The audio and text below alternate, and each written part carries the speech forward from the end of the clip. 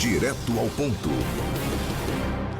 O Direto ao Ponto, com a participação do diretor da Fundação Napoleão Hill e Mastermind Rio Grande do Sul, Gustavo Bozetti, para falar sobre a evolução das inteligências, do QI à inteligência comportamental. Bom dia, Gustavo. Bom dia, Rita. Hoje eu vou trazer um resumo rápido de 120 anos aí de pesquisa sobre as múltiplas inteligências, né? Ricardo, bom dia, queridos ouvintes.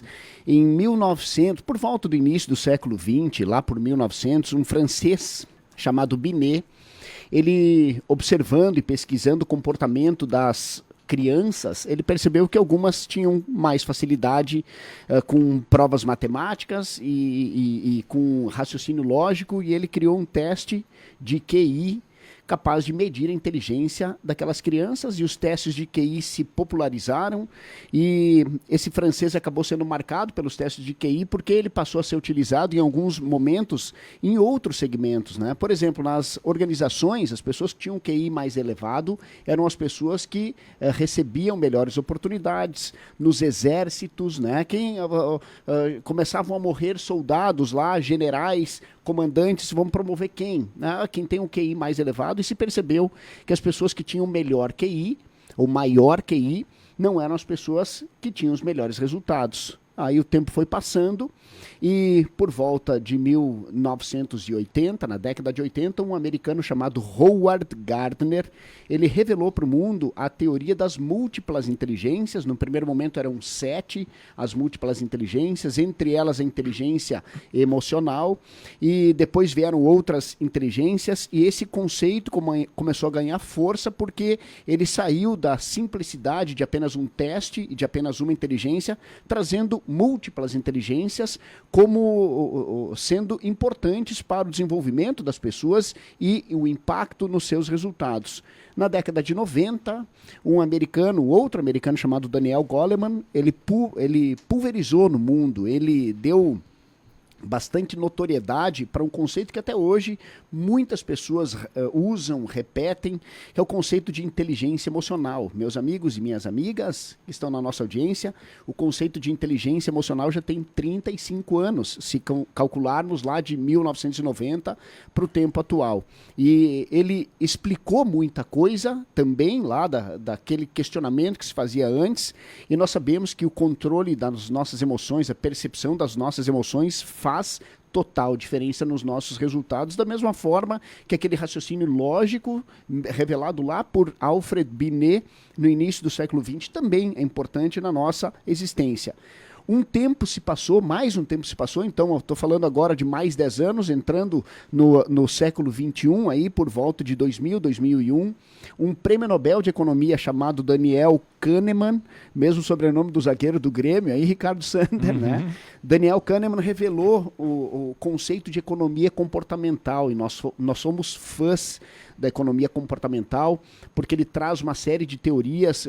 Ele fala sobre 2 sistemas cerebrais, o sistema 1, que é mais rápido e intuitivo, e o sistema 2, que é mais lento, mais racional, mais pesquisador, né, mais profundo, mais elaborado. Mas ele fala sobre a economia comportamental, revelando que o grande valor de mercado se dá por intermédio de uma emoção, e nós aqui no Rio Grande do Sul conseguimos exemplificar muito bem isso por intermédio da camiseta do Grêmio e a camiseta do Inter. Um gremista, ele está disposto a pagar R$300, por exemplo, por uma camiseta do Grêmio, mas ele não está disposto a pagar o mesmo valor por uma camiseta do Inter, e o contrário também é verdadeiro. Um colorado, um torcedor do Internacional, está disposto a pagar R$300 por uma camiseta do Inter, mas não está disposto a pagar o mesmo valor por uma camiseta do Grêmio, para satisfazer uma paixão, para satisfazer uma emoção. E nós sabemos que essa é um exemplo da teoria do contraste, né? E que faz com que as pessoas estejam mais dispostas para algo do que menos dispostas para outro algo, né?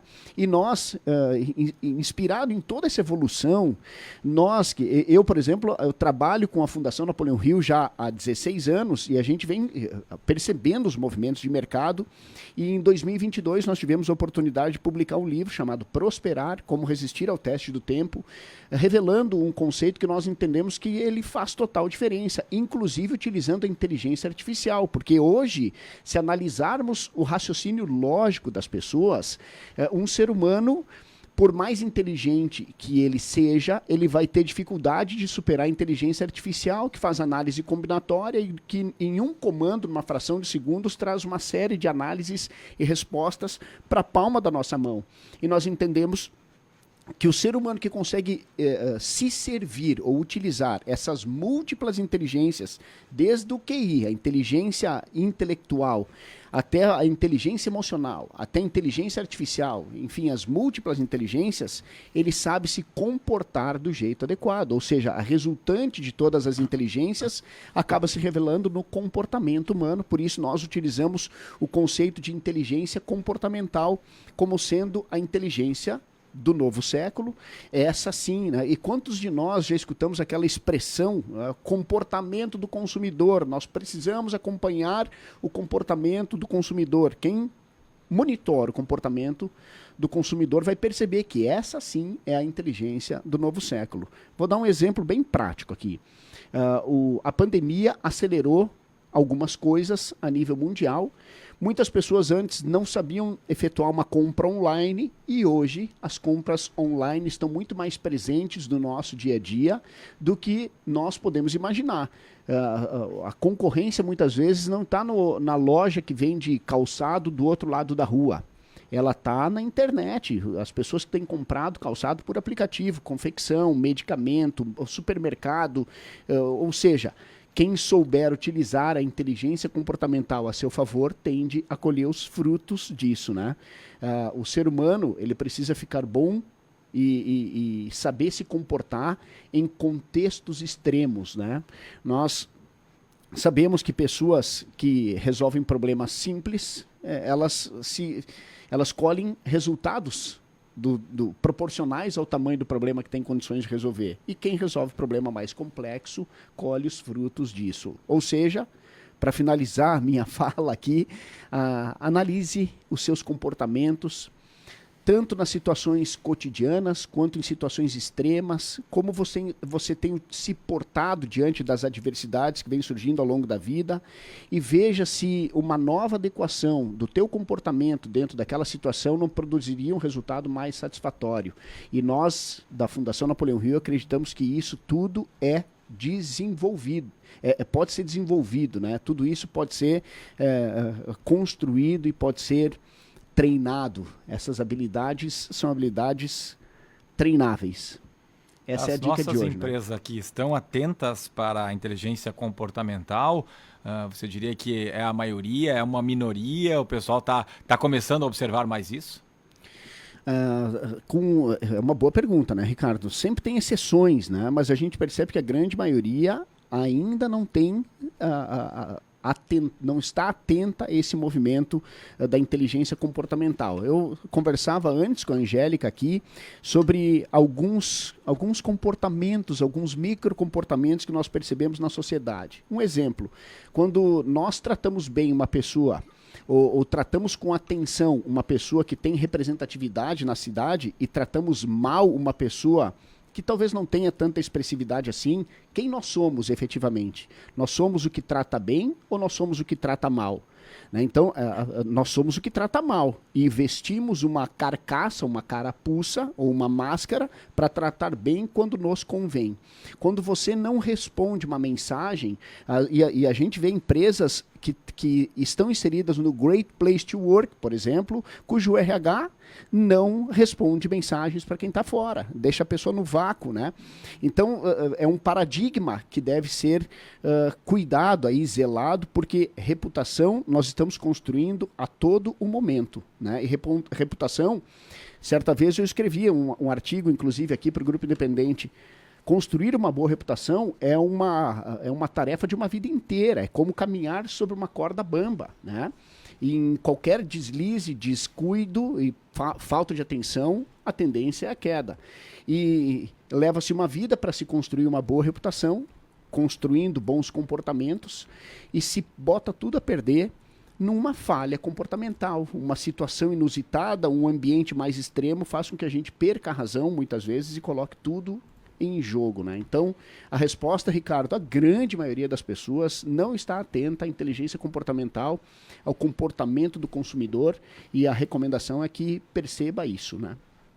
Nas palestras, nos cursos que a gente vê, acompanha, especialmente ligado ao comércio, né, ao varejo, você tem que fazer o que o seu cliente está pedindo. Se ele está comprando mais pelo WhatsApp, você tem que mandar pelo WhatsApp, tem que responder por ali. Não é mais simplesmente ficar na loja e esperar o cliente entrar. Você tem que fazer alguma coisa diferente, tem que fazer uma promoção. Eu usei o WhatsApp como exemplo, né? Mas tem tantas outras ferramentas aí que hoje em dia fazem a diferença para tentar atrair. Porque o cliente, o Bozetti comentou, um tempo atrás muita gente tinha dificuldade em fazer as compras pela internet. A pandemia ensinou ou obrigou, né, muitas pessoas a entenderem esse funcionamento. Hoje em dia nós temos consultas online. Não sei se vocês já fizeram, eu já fiz uma teleconsulta, né, para atendimento na área da saúde, porque não era algo muito grave que eu tinha. Eu pensei, até eu conseguir marcar um horário do médico, eu vou fazer e busquei, e deu certo. Consegui até a receita ali para comprar o medicamento. São tecnologias e o comportamento é fundamental. É o cliente que vai ditar como a empresa deve fazer se ela quiser continuar tendo bons resultados. Perfeito, Ricardo. E não apenas o cliente, o próprio colaborador da empresa. Hoje, a busca pela inteligência artificial, o ChatGPT, traz respostas muito mais assertivas para quem tem algumas dúvidas. Eu conversava ontem com um advogado e esse comportamento, esse grau de viração próprio dos advogados, ele precisa acontecer. Por exemplo, né? Eu preciso fazer uma peça processual sobre uso capião.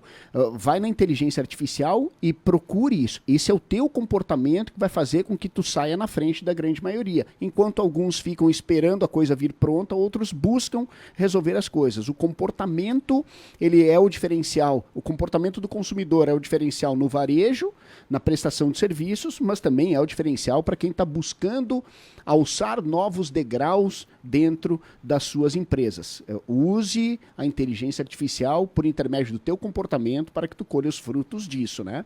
E ainda na área do comportamento, a empresa, serviços, enfim, o atendimento em geral atrai de alguma forma o consumidor, e aí o consumidor chega lá ou não tem um atendimento legal, não estou generalizando, mas em alguns casos isso acontece. Ou o atendimento não é legal, ou o produto não é o que foi, né? Então também tem que ter uma preparação. Tem que ter, às vezes, né, Rita, usando o teu exemplo, tem cliente que chega sabendo mais sobre a solução do que o próprio vendedor, né?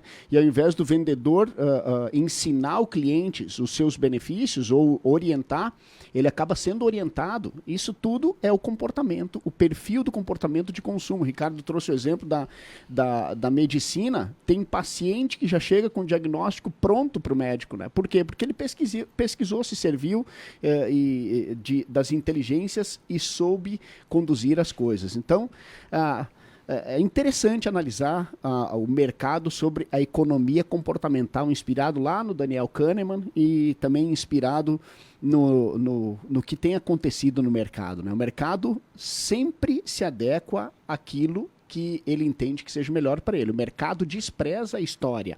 O mercado migra quando enxerga algo interessante ou mais interessante com preço mais justo, né? Então, é a dica. Tá bom, Bozetti. Grande abraço. Grande abraço e ótimo final de semana. Valeu. Um ótimo fim de semana. Gustavo Bozetti, diretor da Fundação Napoleão Hill e Mastermind Rio Grande do Sul, participa conosco sempre às quintas-feiras no Direto ao Ponto.